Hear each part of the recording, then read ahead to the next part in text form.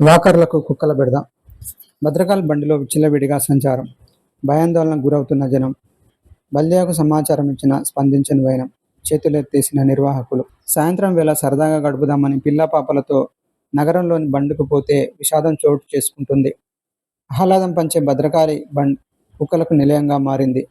ఏదైనా కొనుగోలు చేసేందుకు వెళ్లే చిన్నారులు, మహిళలపై దాడులకు పాల్పడుతున్నాయి.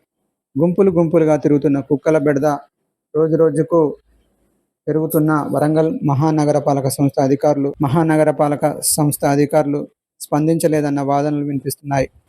విచ్చలవిడిగా కుక్కలు సంచరించడంతో వాకర్లు, సందర్శకులు భయాందోళనలకు గురవుతున్నారు.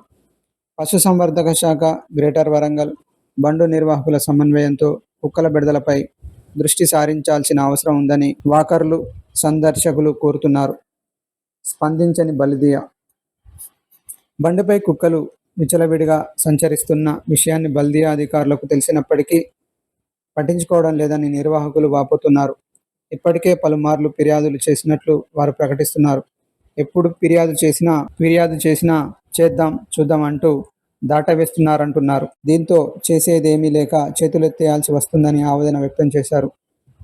కుక్కలను అరికట్టేందుకు గ్రేటర్ అధికారులు తగిన చర్యలు తీసుకోవాల్సిన అవసరం ఉందని కోరారు.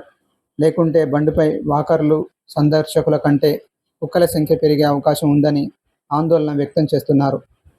Warangal voice news, Warangal.